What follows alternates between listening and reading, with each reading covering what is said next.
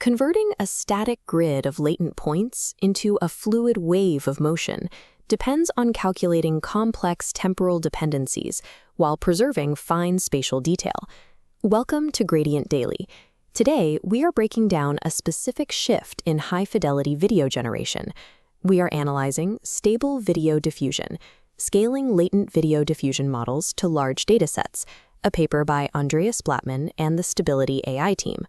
While open-source research drove the rapid evolution of 2D image diffusion, high-quality video generation has largely remained the domain of closed-source proprietary models. Stable video diffusion provides a methodology for the open-source community to scale latent video diffusion models using a reproducible training framework. Inserting a temporal dimension into a latent diffusion model creates a significant increase in computational requirements. Training these layers without a specific sequence often leads to model instability or poor convergence. The authors demonstrate that successful scaling requires a sequential three-stage training pipeline.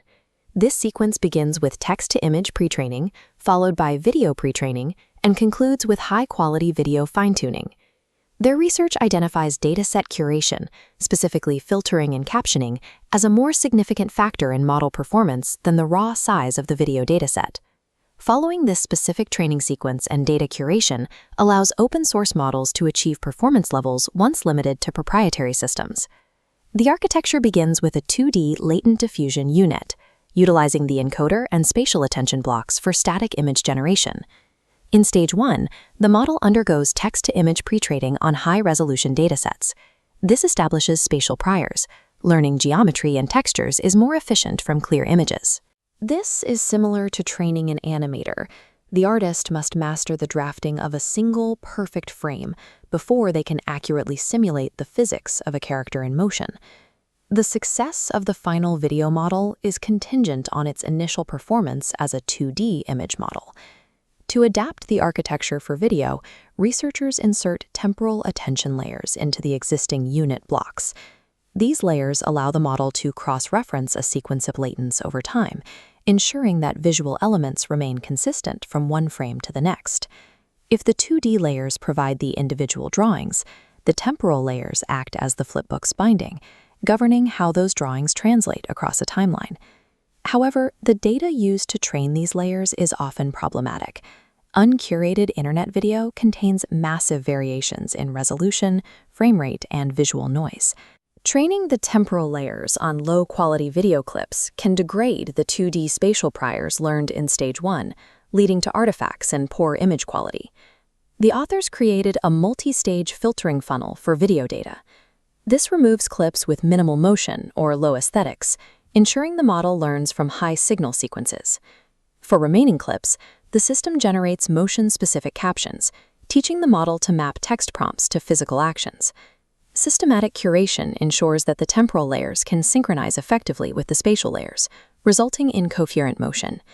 After the model masters general motion, it enters the final phase, high-quality video fine-tuning. While Stage 2 uses millions of videos to teach the physics of movement, Stage 3 uses a much smaller, highly curated dataset of premium cinematic clips. This phase optimizes the model for high-resolution output and strict alignment between the text prompt and the visual result. If Stage 2 teaches the model the laws of motion, Stage 3 acts as a masterclass in lighting, framing, and camera work. Completing this third stage is what allows open-source outputs to achieve visual parity with proprietary video generators. The motion representation learned during this process can be adapted for specialized downstream tasks. Researchers can use low-rank adaptation, or LoRa, to train small modules that control specific camera movements, like pans or zooms, without altering the base model weights. The researchers identified a specific emergent property, the multi-view 3D prior. By learning how pixels move across time, the model developed an implicit understanding of the geometric laws governing three-dimensional space.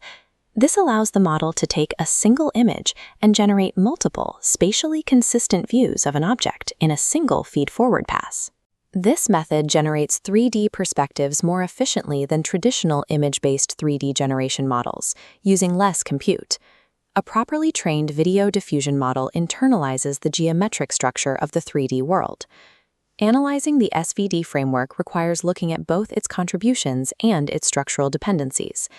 It provides the first reproducible standard for open-source video generation by establishing a clear, three-stage optimization sequence. However, the model has limitations. The quality of the final video is bottlenecked by the initial 2D spatial prior trained in Stage 1. Furthermore, the curation pipeline is resource-intensive, requiring significant computation to filter and caption data at scale before training even begins. The paper also assumes that adding temporal layers to a 2D model is more effective than building a native spatiotemporal architecture from scratch. Despite these dependencies, SVD succeeds by providing a pragmatic strategy for sequential scaling. To summarize, video diffusion requires a sequential training pipeline of 2D pre-training, temporal video pre-training, and high-resolution fine-tuning. Data curation, including systematic filtering and motion-specific captioning, is just as critical as the model's architecture. Finally, training for motion allows these models to develop an internal 3D prior, which enables highly efficient multi-view generation. Potential future experiments could include applying this 3D prior to robotic vision or developing specialized LoRa's for complex character interactions. If you found this technical deep dive useful, click the like and subscribe buttons. Check back tomorrow for our next analysis. Thank you to the machine learning community for watching. We will see you in the next iteration.